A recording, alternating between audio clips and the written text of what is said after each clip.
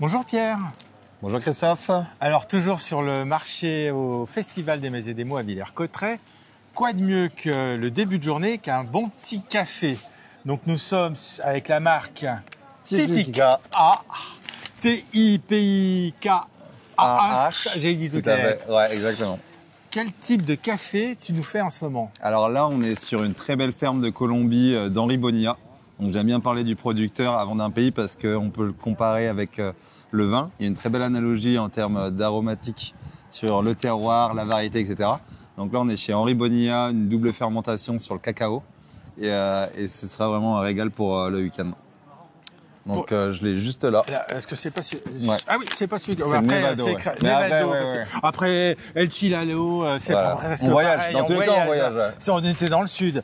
Alors, je vois que tu as des... C'est quoi le numéro 87, 85? Alors ça, c'est la complexité sur le palais. Donc c'est vrai que... La complexité sur le palais. Exactement. Il faut être super pro du café. C'est comme un œnologue, donc on appelle ça un quality grader qui va venir noter la complexité, la longueur en bouche, l'acidité, l'amertume. Et à la fin, sur les 10 critères sur 10, ça nous fait une note sur 100. Et quand on est à plus de 80, on est dans du café d'exception qu'on appelle café de spécialité. D'accord. Torréfié. Tu torréfies toutes les semaines? Oui, tous les jours. Toutes les semaines. Ouais. Toutes les semaines? Ouais. Dans alors... un corps de ferme à Cramail, qui est dans l'Aisne, entre Château-Thierry et Soissons. Donc la torréfaction, explique ce que c'est, parce qu'on en parle, mais alors, je pense qu'il y a beaucoup de gens qui savent pas ce que c'est. C'est vrai qu'on en parle souvent, donc c'est ni plus ni moins qu'un gros tambour comme une machine à laver avec une combustion qui va venir chauffer le grain. Et en fait, le cycle, il va durer à peu près entre 12 et 13 minutes, la plupart du temps. C'est pas plus long. Non, c'est assez court. C'est assez court. Et ça va permettre, en fait, au grain de développer tous ses arômes. Parce que sinon, de base, c'est une cerise qui contient 2 grains. Il arrive avec un certain degré d'humidité. Et après, il va péter comme un popcorn. Ah oui au bout d'un moment. Moi, j'ai des souvenirs quand j'étais gamin, on n'avait pas de la même génération, il y avait des torréfacteurs qui avaient des boutiques en province et ils torréfiaient en boutique. Ouais, et on exactement. rentrait dedans, on était dans le café.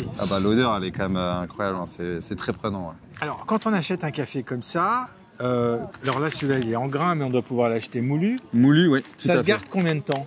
Moi, c'est vrai que je préconise de le boire dans les 6 mois.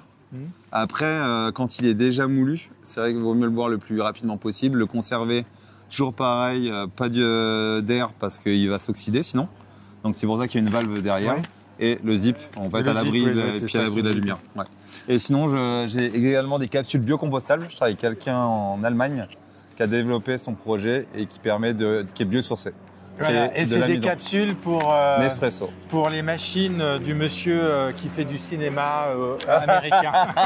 Sans citer le nom. Voilà, mais tu l'as cité avant moi, donc j'étais parti, je voulais pas citer le nom.